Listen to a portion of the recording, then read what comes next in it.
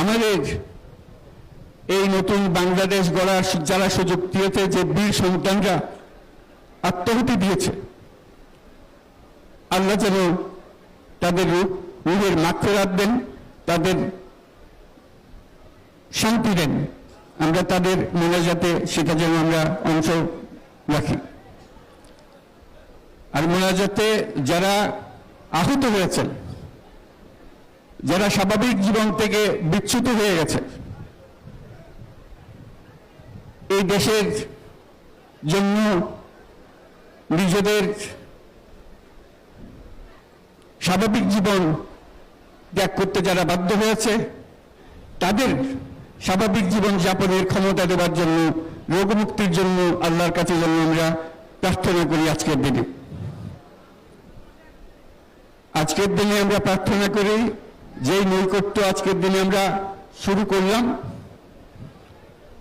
এই নৈকট্য এবং এই ঐক্য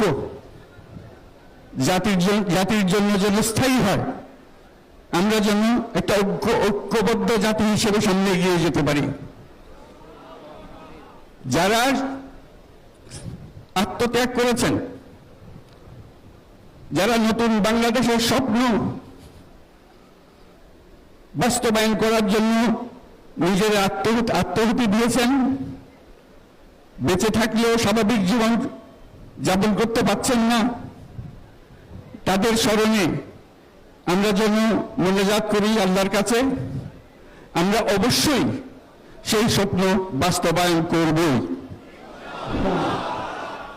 শত বাধা সত্ত্বেও, যত বাধাই আসুক, আমরা ঐক্যবদ্ধ জাতি হিসেবে এই নতুন বাংলাদেশ গঠন করব ইনশাআল্লাহ।